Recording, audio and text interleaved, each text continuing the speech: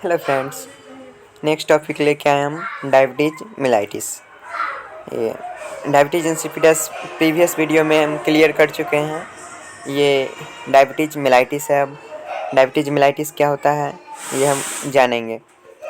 तो पेनक्रियाज द्वारा स्रावित इंसुलिन हार्मोन की आंशिक या पूर्ण कमी या इंसुलिन प्रतिरोध के कारण उत्पन्न दीर्घकालीन उपापचयी रोग डायबिटीज मिलाइटिस कहलाता है। ये क्या है? मतलब हमारा जो पेनक्रियाज है उससे क्या सेक्रेशन होता है, इंसुलिन नामक एक हार्मोन का सेक्रेशन होता है। उसमें अगर क्या हो जाता है, आंशिक या पूर्ण कमी, या तो मतलब थोड़ा सा या पूर्ण तरह से अगर कमी हो जाती है तो इसके कारण जो भी प्रतिरोध मतलब जो भी दीर्घकालीन उपापचयी रोग, मतलब जो भी लॉन्ग क्रोनिक जो है सो मेटाबॉलिक डिजीज जो हमारे बॉडी में क्रिएट होता है उसे हम क्या कहते हैं, डायबिटीज मिलाइटिस कहते हैं। क्लियर है?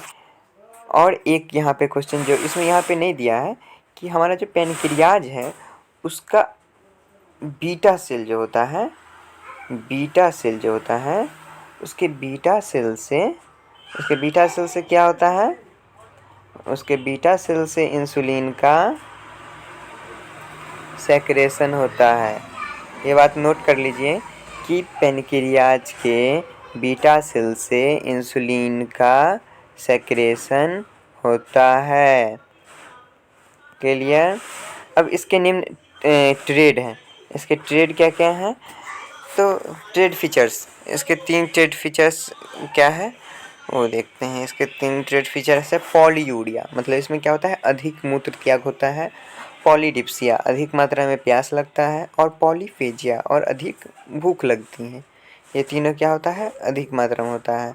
अधिक मूत्र का त्याग करना, अधिक प्यास लगना और अधिक भूख लगना। अब इसके अगर हम टाइप्स की बात करें तो ये 2 प्रकार का होता है। एक होता है टाइप 1 डायबिटीज मिलाइटिस और सेकंड है टाइप 2 डायबिटीज मिलाइटिस। तो हम first of all type 1 diabetes mellitus के बारे में हम बात करेंगे। तो यहाँ इंसुलिन का निर्माण करने वाली बीटा कोशिकाओं के पर स्व प्रतिरोधी नाश, ऑटो इम्यून डिस्ट्रक्शन के कारण उत्पन्न होती है। मतलब क्या है, डायबिटीज मतलब टाइप 1 डायबिटीज मिलाइटिस जो है ये हम देखिए पहले बताएं कि बीटा सेल्स, इसका जो बीटा सेल्स होता है पेनक्रियाज का बीटा सेल्स जो होता है उसका अगर ऑटो इम्यून डिस्ट्रक्शन हो जाता है तो उसके कारण जो भी रोग उत्पन्न होता है उसे हम क्या कहते हैं, मधुमेह कहते हैं। इसे जुवेनाइल डीएम भी कह सकते हैं, इसे हम जुवेनाइल डीएम भी कह सकते हैं। और एक चीज़ यहाँ पे नहीं दिया है, इससे हम दूसरे नाम IDDM के नाम से भी जान सकते हैं। क्योंकि यहाँ देखिए क्या दिया हुआ है कि इंसुलिन का निर्माण करना, मतलब इंसुलिन में अगर कमी होता है उसके कारण होता है। तो इसका देखिए IDDM का फुल फॉर्म क्या हो गया, इंसुलिन डिपेंडेंट डायबिटीज मेलाइटिस। ये जो है सो इंसुलिन डिपेंडेंट डायबिटीज मेलाइटिस से मतलब ये इंसुलिन पर निर्भर करता है, इंसुलिन की कमी से ही ये होता है डायबिटीज। इसीलिए इसे हम दूसरे नाम IDDM के नाम से जानते हैं। ये नोट कर लीजिएगा, मतलब insulin dependent diabetes mellitus. Clear? अब नेक्स्ट है हमें पढ़ना है इसका दूसरा टाइप। दूसरा टाइप क्या दिया है, तो टाइप 2 में है टाइप 2DM मतलब डायबिटीज मिलाइटिस। तो इंसुलिन के प्रति पेशीय कोशिकाओं की संवेदनशीलता में कमी कारण उत्पन्न DM। इसमें क्या होता है कि हमारा जो इंसुलिन होता है उसका कार्य क्या होता है, वो पेशीय मतलब मस्कुलर जो सेल्स होता है, हमारे मसल सेल होता है, उसके प्रति वो क्या करता है, फंक्शन करता है। लेकिन अगर उसी फंक्शन में कमी हो जाती है तो उसके कारण जो भी रोग उत्पन्न होता है उसे हम डायबिटीज मिलाइटिस तो कहते हैं। लेकिन ये हम किस कैटेगरी में रखते हैं, तो टाइप 2 डायबिटीज मिलाइटिस के कैटेगरी में हम इसे रखते हैं। और इसको जैसे हम फर्स्ट वाला को क्या IDDM बोल दिए, उसी तरह सेकेंड वाला जो है इसको हम क्या कहेंगे, NIDDM मतलब क्या हो गया, non insulin dependent diabetes mellitus. Clear? Non insulin dependent diabetes mellitus, वो था इंसुलिन डिपेंडेंट डायबिटीज मेलाइटिस। इस तरह ये हो गया non insulin dependent diabetes mellitus. Clear है? एक इंसुलिन पर डिपेंडेंट होता है और एक इंसुलिन पर डिपेंडेंट नहीं होता है, सेकेंड टाइप्स। क्लियर? अब इसका काउज क्या क्या है? तो काउज वंशानुगत हो सकता है, मतलब हेरिडिटरी हो सकता है। बीटा कोशिकाओं का 100% ऑटो इम्यून डिस्ट्रक्शन के कारण हो सकता है। ऑटो इम्यून डिस्ट्रक्शन क्या है? ऑटो इम्यून प्रक्रिया, viral infection, coxsackie B virus, mumps, rubella, cytomegalovirus, इस सब के कारण क्या हो जाता है? बीटा सेल हमारा नष्ट हो जाता है। इंसुलिन के प्रति संवेदनशीलता में कमी, सेडेंटरी लाइफ, मोटापा, मानसिक तनाव, एक्रोमेगेली, कसिंग सिंड्रोम मतलब अंतःस्रावी रोग के कारण हो सकता है। औषधि, स्टेरॉइड, थाइजाइड्स, ये सब औषधि के उपयोग से, ड्रग के यूज से भी हो सकता है। जेनेटिक विकार अगर मतलब जेनेटिक कोई भी डिजॉर्डर्स है जैसे डाउन सिंड्रोम, टर्नर सिंड्रोम, इस सब के कारण भी हो सकता है। और आइडियोपैथी मतलब अननोन कारण से भी हो सकता है।